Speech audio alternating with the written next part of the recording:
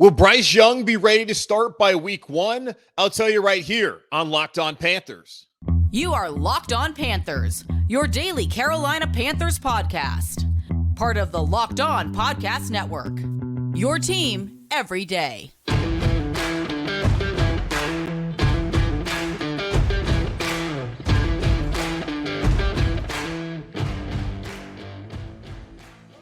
Welcome into another edition of the Locked On Panthers podcast, a part of the Locked On Podcast Network. I'm your host, as always, Julian Council, talking Carolina Panthers with you every Monday, Tuesday, Wednesday, Thursday, and Friday. Your team every day. That's our motto here on the Locked On Podcast Network. Subscribe, follow for free on YouTube or wherever you listen to your favorite podcasts. And be sure to follow me, Julian Council, on Twitter at Julian Council, where on Fridays I answer your weekly Friday mailbag questions either at me or DM me if you'd like to participate in this week's edition of the weekly Friday mailbag right here on Locked On Panthers. Over the weekend, the Carolina Panthers had their rookie minicamp, meaning Bryce Young, Jonathan Mingo, Chandler Zavala, DJ Johnson, and Jamie Robinson were all in uniform for the first time as Carolina Panthers taking the practice field. And there's also a couple of other UDFAs that were there, some tryouts, and we'll get all the good insight that came from the weekend with Josh Klein, editor-in-chief at the Riot Report here on today's show. I saw a lot of good things, at least reporting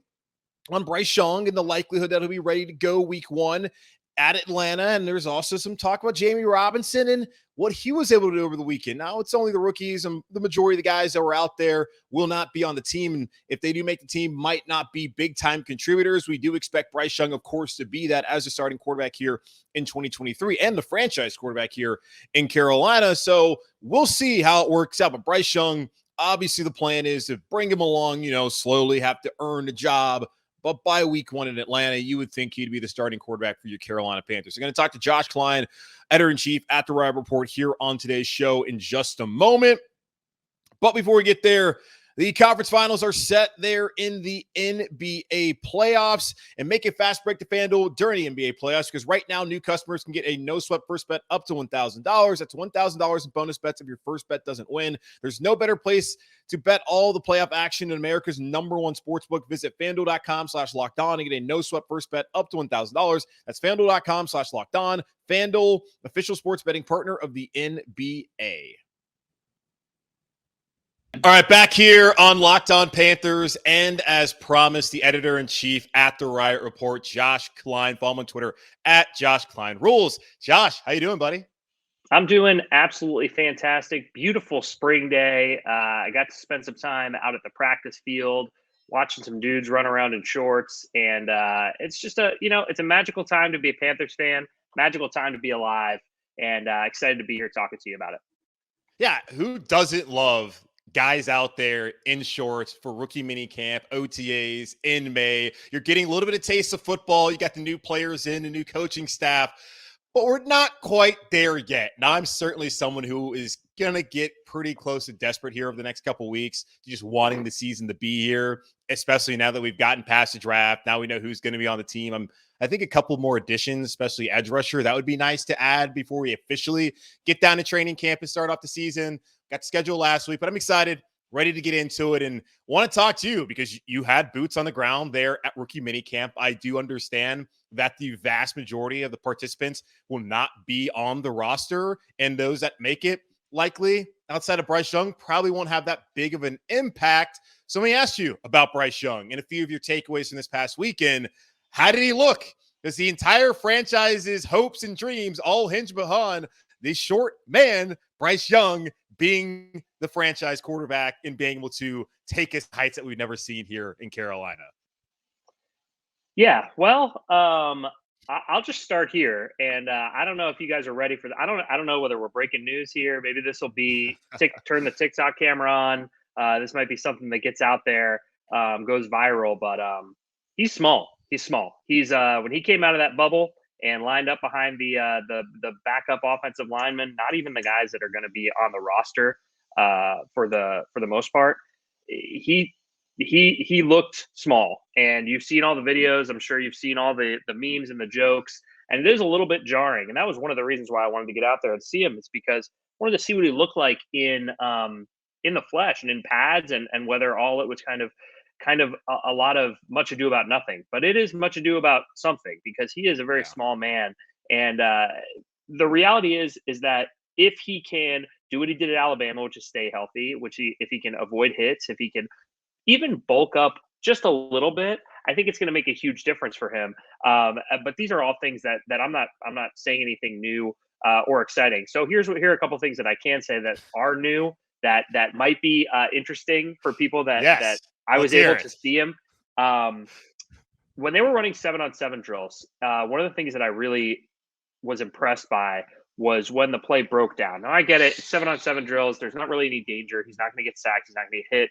The plays don't really break down. They're kind of designed to break down because it's not like pressure comes or whatever. Yeah. But there were a couple of plays that he made outside of X's and O's, outside of sequence, where he had to roll to his right, he had to roll to his left. Looked very comfortable doing those kind of things. And when he did throw on the run, literally his best throw of the day was towards the end of practice. When the play did break down, he had to rush out to his right. He had a guy in his face, not really ever any in danger of getting hit, obviously. But the reality is those kind of things are going to happen. And when you're at a helmets and shorts practice, you kind of have to extrapolate a lot, right?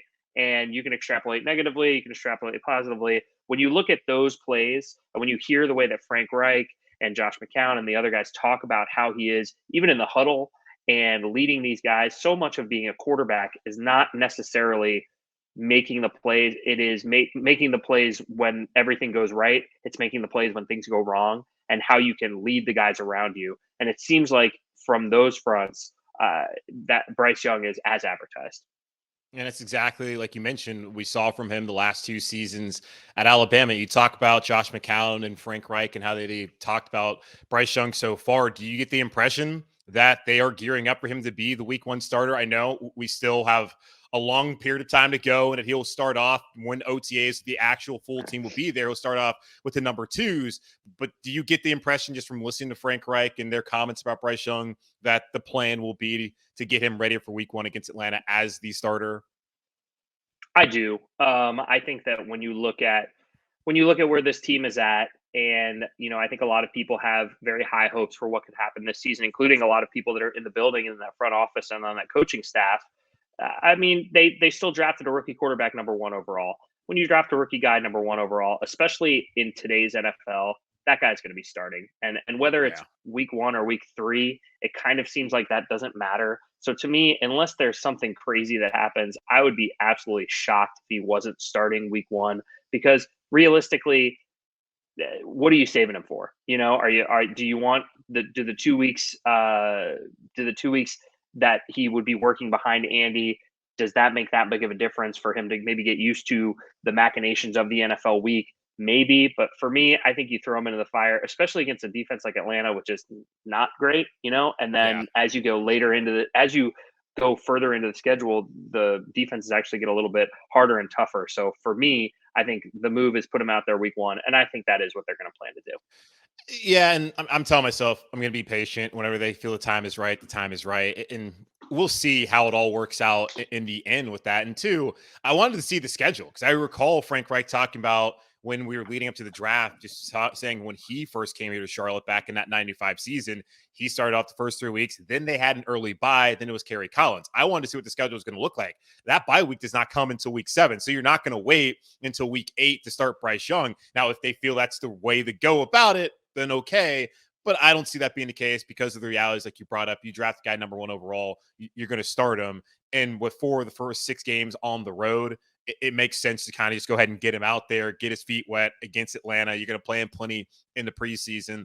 And then it would be awesome for his home debut to be there on Monday Night Football against New Orleans. No one is going to go into that game hoping to see Andy Dalton play against Derek Carr and the Saints. They want to see Bryce Young under the lights. That's why ESPN put that game on Monday Night Football, I imagine, because they want to see Bryce Young, home debut, Bank of America Stadium, under the lights, Monday Night Football. So that's the Bryce Young factor of it all. We expect him to be the starter week 1. He looks like the same guy we saw at Alabama. He's small, but again, not news. It will be a thing until it's not a thing. Let's talk about the rest of the rookie class. Jonathan Mingo saw a video on Twitter of Steve Smith kind of coaching him up. He's someone who I really wonder what his role is going to be in this wide receiver core coming up this season. What did you see from him this past weekend, and how do you think he fits into this receiver room?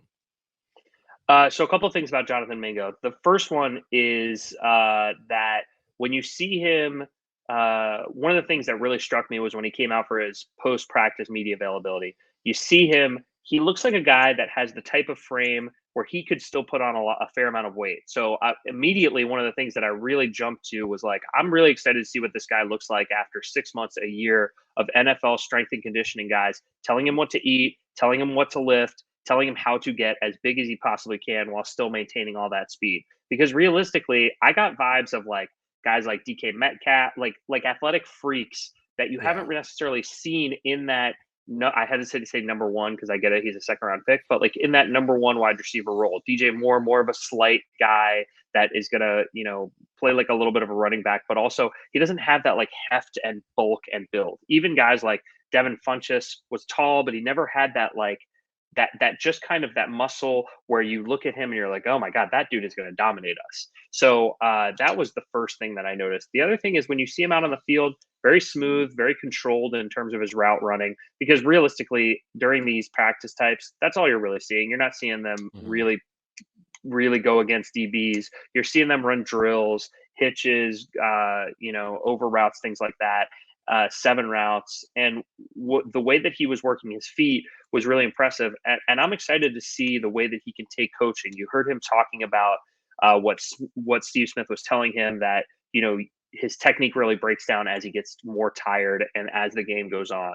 And that's something that you can work on, right? You can Yeah. mentally look to make sure that that's not something that affects you going forward. So I'll be excited to see how he is able to do that. But I have really high hopes for Jonathan Mingo. I think second round wide receivers tend to be guys that the fans fall in love with because they're drafted just high enough to make it seem like you are to make it seem like they're going to be stars, but not quite high enough where they could still be considered steals. So I think they kind of hit both of those qualifiers. But I am excited to see what we see from Jonathan Mingo.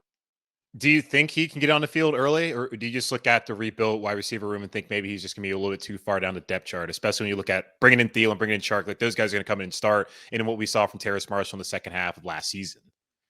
Yeah, I'll be perfectly honest. If I'm Terrace Marshall, I'd be a little worried. Not even a little worried. I'd be very worried. This is not a coaching staff that brought him in. I know that obviously Scott Fitterer was here when he was drafted, but that was a guy that Matt Rule really liked. And other than the 8 games where he was the Ersatz number one wide receiver on a team that ran the ball a lot and ran the ball well, so he wasn't really getting a lot of attention. He didn't really do anything. It wasn't even a question of like, oh, he's coming into his own. Like he was a non-factor for the first 22 games of his career. Is that,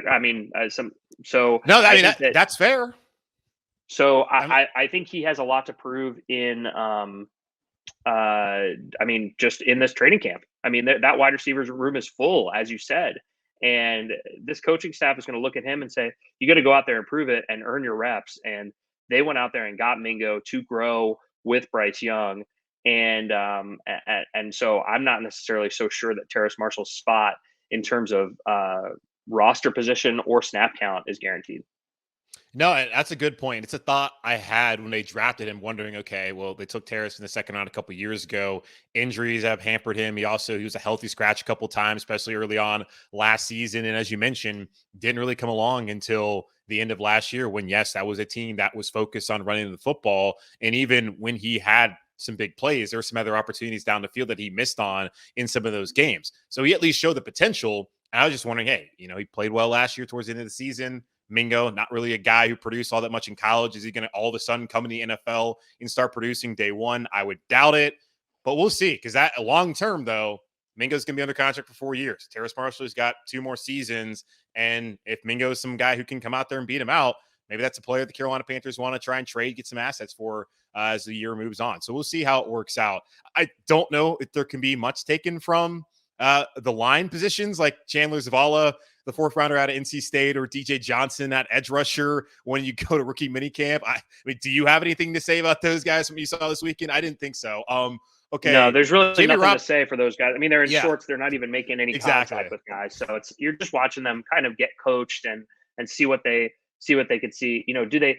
One of the things that Ron Rivera said a couple times that I thought was really interesting about these rookie mini camps, especially for tryout guys, but even for late round picks, was you kind of want to see that they look the part a little bit. That they can get out there in uniform and be next to other NFL players, and you're like, oh, that guy can't play guard. Like, he just can't. Like, he's just not. That guy can't be a quarterback. He's just not big enough. But it's like you can. That is something to look for. But in terms of Johnson and Zavala, they they look the part. So that's pretty much all there was to it. Well, that's good to know, especially for DJ Johnson. It seems like he's going to be more of a project. Him looking the part is important, and him being coachable. And that's a good thing to hear about Jonathan Mingo as well. Jamie Robinson, the last of the picks, was a 5th rounder out of Florida State. I did read some things that he was flashing as much as one can flash during rookie minicamp. And I look at Miles Hartsfield, his departure following Steve Wilkes to San Francisco. The Panthers are in need of someone who can play in the nickel, who can also be that safety, kind of fulfill that Miles Hartsfield role. And he's a guy who I loved the last 2 years at Florida State. What did you see from Jamie Robinson over the weekend? Yeah, I think that's a guy that can get on the field, honestly, a lot faster than DJ Johnson. I think his skill set and the way that he played in college makes him kind of NFL ready. And I like the way that he was very, very physical at Florida State. And I'll be interested to see what that equates to once you can actually hit people. In minicamp, you can't really do that, but he had the speed. He had that kind of, like, you could even tell it from half a field away that he has a little bit of that DB swagger that you like to see out of guys. And so, yeah, I'll be interested to see how he looks going forward. He looked good, but it's 7-on-7. So there's only so good a DB can look. Again, especially against guys that are not going to make the team. Most of these wide receivers, aside from Jonathan Mingo, you're going up against guys that might be, working at Harris Teeter next week. All respect to everybody that was there. Well, I love Harris Teeter, and I wish all those guys the best of better. luck. I mean, does he also look the part? Like, how big is Robinson? He's not huge, but he has a little bit of he has like those big trunks in terms of calves, which is what I like to see, especially in defensive players, because they can, obviously they can enables them to be a little bit quicker off the ball and have that power. But he certainly looked, when he was next to Mingo and next to some of those other guys, it wasn't he didn't look like some of the guys that you kind of, again, just like I said, like looking the part. You see them out there and you're like, oh, that guy can't make it. He's just not gonna make it. Yeah, I mean, you watch a guy in college on Saturdays. It's like some guys are huge, some guys aren't. Like, you're not really looking at it where it's like, okay, do they have the NFL body? And I have to imagine a guy who was as productive as he was at Florida State the last 2 years, being first team all ACC, had been more undersized. So I was just kind of curious, kind of how did he like stack up, looking at some of the other guys that the Panthers took and some guys that were there this past weekend. Now, of course, most of the guys will not be on the roster, but there are some names that I think we'll have some intrigue, like Bumper Pool, who came in for a top 30 visit from Arkansas. There's Cameron Peoples, who plenty of Panther fans that have understanding of after his career at App State. Any of those UDFA guys that they signed that looked kind of interesting, that might be a sleeper to make the roster once we get down to training camp? Well, I thought it was interesting that Peoples was the only running back that they had there. I have the roster. I specifically put it out here somewhere, and then I immediately lost it. But he was the only running back that was invited. So they got a long, hard look at Cameron Peoples. So they either saw what they wanted or they didn't. And the guy that I really like that drew my eyes, and it's easy to say because I'm kind of a sucker for a story, but Jordan Thomas played in the XFL, has played a couple years in the NFL already for the Texans. Switched jerseys multiple times throughout practice. He wore both 85 and 99 so that he could try out at tight end and at linebacker because the guy has skills on both sides of the ball. And that, to me, for a team that's trying to fill out the last guys on their training camp roster, to numbers 80 through 90 of the 90 man, somebody like that has a little bit of NFL experience, that certainly looks the part in terms of body type. And I know I keep using that, but it does make a difference, I think, especially in these rookie mini camps where you only get to see them for, realistically, we don't see what they look like in meetings. We don't see how they're able to absorb tape and watch and take coachability. All we can see is how they look physically. And then obviously if we do get to talk to them in terms of media, but he's a big dude. Looks like he could actually make an impact, or at least, make an impact in terms of special teams or on the practice squad. So when you can play both sides of the ball like that, I think that gives him a pretty good shot of being somebody that they bring in at the very least for a camp tryout or a camp signing.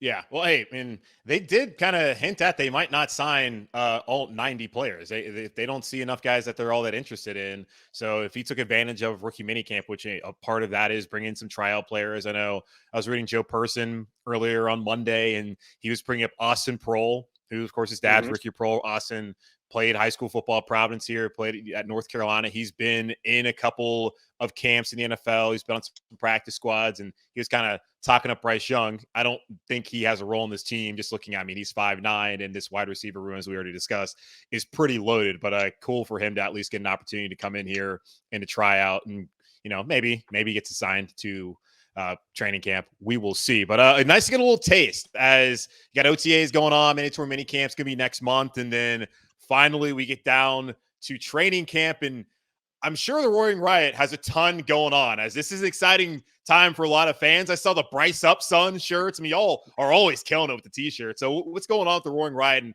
how can people get involved if they're not already?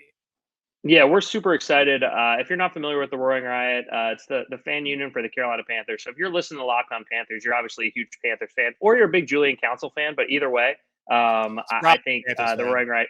Yeah, Roaring Riot is a good spot for you.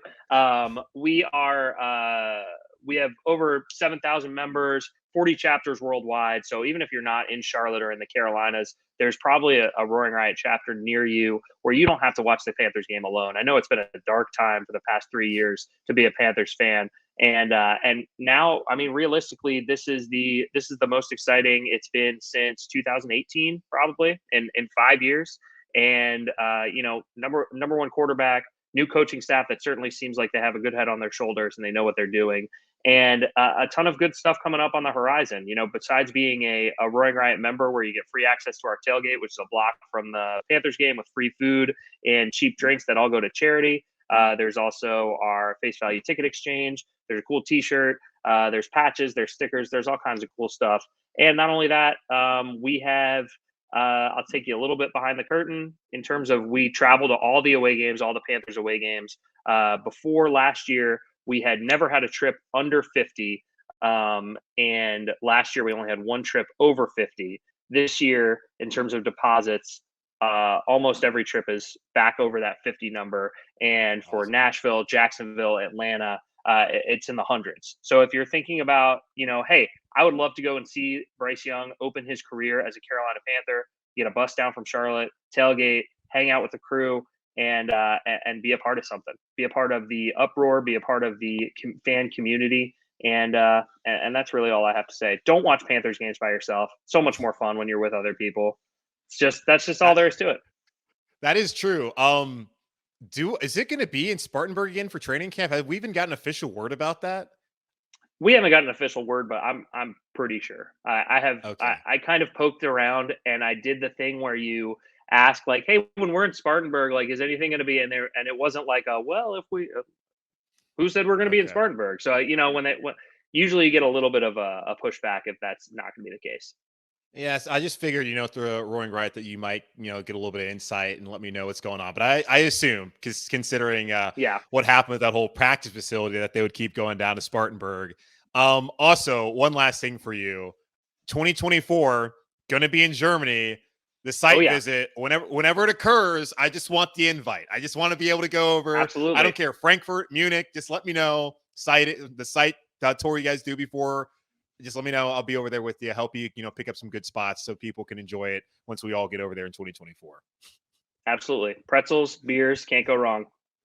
Love it. Love it. Josh Klein, editor-in-chief at the Riot Report, follow on Twitter at Josh Klein Rules, because Josh Klein does in fact rule. He was there this past weekend checking out Bryce Young and the rest of the rookies there at Rookie Minicamp.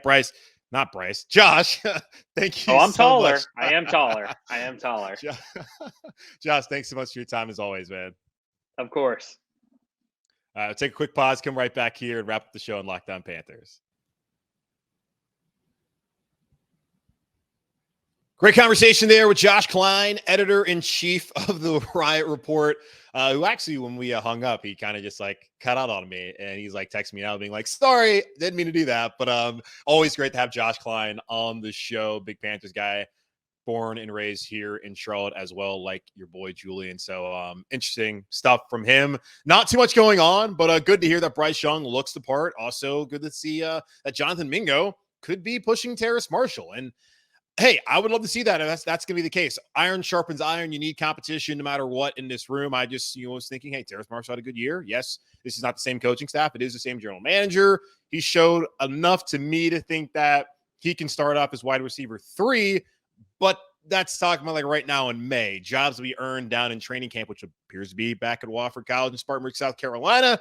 And then after that, we'll find out what happens through the preseason and go into week 1 on the road against the Atlanta Falcons, where we do expect Bryce Young to be the starter. So great stuff there. Follow him on Twitter at Josh Klein Rules, and subscribe to the newsletter. Join the Roaring Riot. Great community there. Of fans are all fired up for the Carolina Panthers in the 2023 season. But that's going to wrap up this edition of the Locked On Panthers podcast, a part of the Locked On Podcast Network, hosted by yours truly, Julian Council. Subscribe or follow for free on YouTube or wherever you listen to your favorite podcasts. And be sure to follow me, Julian Council, on Twitter at Julian Council. Where on Friday, I'll be back to answer your weekly Friday mailbag questions, either at me or DM me over on Twitter at Julian Council to get those questions in. In the meantime, be safe, be happy, be whole. As always, keep pounding. And I'm back to talk to you on Wednesday.